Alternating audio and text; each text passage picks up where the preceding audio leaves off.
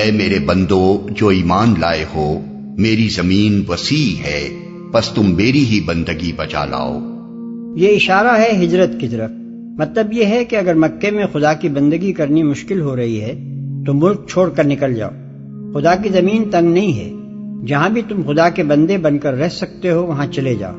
تم کو قوم و وطن کی نہیں بلکہ اپنے خدا کی بندگی کرنی چاہیے۔ اس سے معلوم ہوا کہ اصل چیز قوم، وطن اور ملک نہیں ہے بلکہ اللہ کی بندگی ہے۔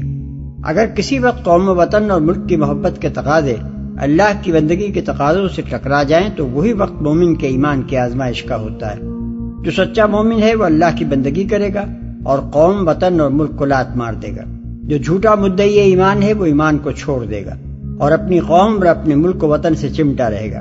یہ آیت اس باب میں بالکل صریح ہے کہ ایک سچا خدا پرست انسان محب قوم و وطن تو ہو سکتا ہے مگر قوم پرست اور وطن پرست نہیں ہو سکتا۔ اس کے لیے خدا کی بندگی ہر چیز سے عزیز تر ہے، جس پر دنیا کی ہر چیز کو وہ قربان کر دے گا مگر اسے دنیا کی کسی چیز پر بھی قربان نہ کرے گا۔ ہر متنفس کو موت کا مزہ چکھنا ہے، پھر تم سب ہماری ہی طرف پلٹا کر لائے جاؤ گے۔ یعنی جان کی فکر نہ کرو، یہ تو کبھی نہ کبھی جانی ہی ہے۔ ہمیشہ رہنے کے لیے تو کوئی بھی دنیا میں نہیں آیا ہے، لہذا تمہارے لیے فکر کے لائق مسئلہ یہ نہیں ہے کہ اس دنیا میں جان کیسے بچائی جائے، بلکہ اصل لائق فکر مسئلہ یہ ہے کہ ایمان کیسے بچایا جائے اور خدا پرستی کے تقاضے کس طرح پورے کیے جائیں۔ آخر کار تمہیں پلٹ کر ہماری طرف ہی آنا ہے۔ اگر دنیا میں جان بچانے کے لیے ایمان کھو کر آئے تو اس کا نتیجہ کچھ اور ہوگا، اور ایمان بچانے کے لیے جان کھو آئے تو اس کا انجام کچھ دوسرا ہوگا۔ بس فکر جو کچھ بھی کرنی ہے اس بات کی کرو کہ ہماری طرف جب پلٹو گے تو کیا لے کر پلٹو گے، جان پر قربان کیا ہوا ایمان یا ایمان پر قربان کی ہوئی جان۔ جو لوگ ایمان لائے ہیں اور جنہوں نے نیک عمل کیے ہیں ان کو ہم جنت کی بلند و بالا عمارتوں میں رکھیں گے جن کے نیچے نہریں بہتی ہوں گی، وہاں وہ ہمیشہ رہیں گے۔ کیا ہی عمدہ اجر ہے عمل کرنے والوں کے لیے، ان لوگوں کے لیے جنہوں نے صبر کیا ہے اور جو اپنے رب پر بھروسہ کرتے ہیں۔ عمدہ اجر ہے عمل کرنے والوں کے لیے۔ یعنی اگر ایمان اور نیکی کے راستے پر چل کر بالفرض تم دنیا کی ساری نعمتوں سے محروم بھی رہ گئے اور دنیاوی نقطہ نظر سے سراسر ناکام بھی مرے تو یقین رکھو کہ اس کی تلافی بہرحال ہوگی، اور نری تلافی ہی نہ ہوگی بلکہ بہترین اجر نصیب ہوگا۔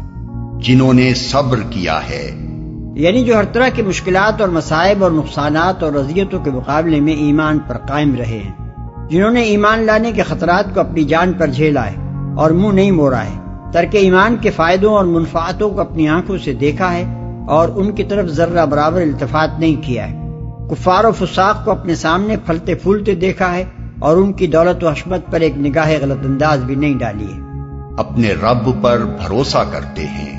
یعنی جنہوں نے بھروسہ اپنی جائیدادوں اور اپنے کاروبار اور اپنے کنب قبیلے پر نہیں بلکہ اپنے رب پر کیا، جو اسباب دنیاوی سے قطع نظر کر کے محض اپنے رب کے بھروسے پر ایمان کی خاطر ہر خطرہ سہنے اور ہر طاقت سے ٹکرا جانے کے لیے تیار ہو گئے، اور وقت آیا تو گھر بار چھوڑ کر نکل کھڑے ہوئے، جنہوں نے اپنے رب پر یہ اعتماد کیا کہ ایمان اور نیکی پر قائم رہنے کا اجر اس کے ہاں کبھی ضائع نہ ہوگا، اور یقین رکھا کہ وہ اپنے مومن و صالح بندوں کی اس دنیا میں بھی دستگیری فرمائے گا اور آخرت میں بھی ان کے عمل کا بہترین بدلہ دے گا۔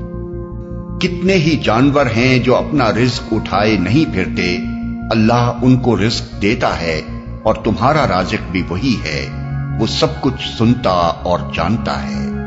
یعنی ہجرت کرنے میں تمہیں فکر جان کی طرح فکر روزگار سے بھی پریشان نہ ہونا چاہیے۔ آخر یہ بے شمار چرند و پرند اور آبی حیوانات جو تمہاری آنکھوں کے سامنے ہوا اور خشکی اور پانی میں پھر رہے ہیں، ان میں سے کون اپنا رزق اٹھائے پھرتا ہے؟ اللہ ہی تو ان سب کو پال رہا ہے۔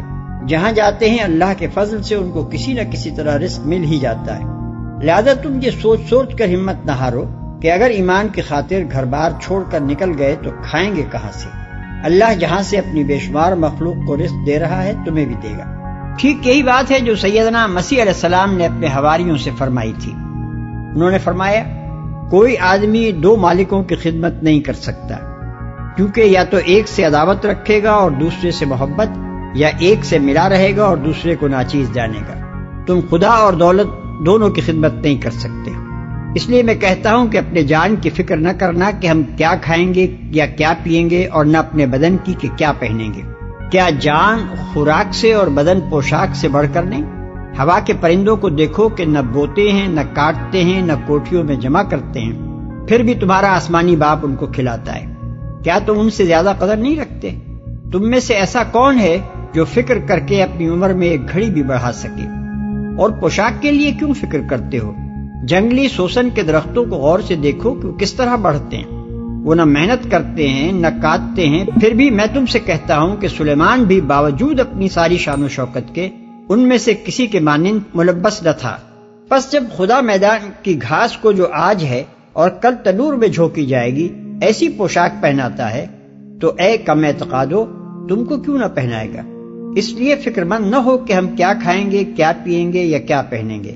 ان سب چیزوں کی تلاش میں تو غیر قومیں رہتی ہیں۔ تمہارا آسمانی باپ جانتا ہے کہ تم ان سب چیزوں کے محتاج ہو۔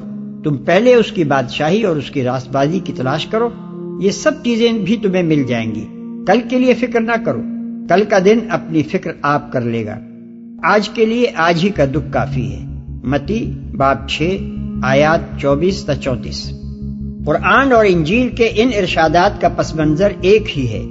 دعوت حق کی راہ میں ایک مرحلہ ایسا آ جاتا ہے جس میں ایک حق پرست آدمی کے لیے اس کے سوا چارہ نہیں رہتا کہ عالم اسباب کے تمام سہاروں سے قطع نظر کر کے محض اللہ کے بھروسے پر جان جوکھوں کی بازی لگا دے۔ ان حالات میں وہ لوگ کچھ نہیں کر سکتے جو حساب لگا لگا کر مستقبل کے امکانات کا جائزہ لیتے ہیں اور قدم اٹھانے سے پہلے جان کے تحفظ اور رزق کے حصول کی ضمانت تلاش کرتے ہیں۔ در حقیقت اس طرح کے حالات بدلتے ہی ان لوگوں کی طاقت سے ہیں جو سر ہتھیلی پر لے کر اٹھ کھڑے ہوں اور ہر خطرے کو انگیز کرنے کے لیے بے دھڑک تیار ہو جائیں۔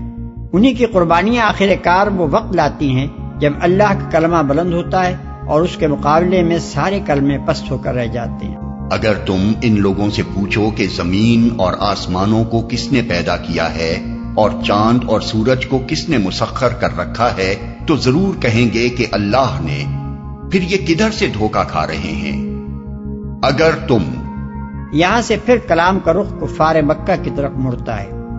اللہ ہی ہے جو اپنے بندوں میں سے جس کا چاہتا ہے رزق کشادہ کرتا ہے اور جس کا چاہتا ہے تنگ کرتا ہے۔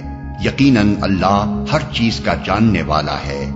اور اگر تم ان سے پوچھو کس نے آسمان سے پانی برسایا اور اس کے ذریعے سے مردہ پڑی ہوئی زمین کو جلا اٹھایا تو وہ ضرور کہیں گے اللہ نے، کہو الحمدللہ، مگر اکثر لوگ سمجھتے نہیں ہیں۔ الحمدللہ، اس مقام پر الحمدللہ کا لفظ دو معنی دے رہا ہے۔ ایک یہ کہ جب یہ سارے کام اللہ کے ہیں تو پھر حمد کا مستحق بھی صرف وہی ہے۔ دوسروں کو حمد کا استحقاق کہاں سے پہنچ گیا؟ دوسرے یہ کہ خدا کا شکر ہے، اس بات کا اعتراف تم خود بھی کرتے ہو۔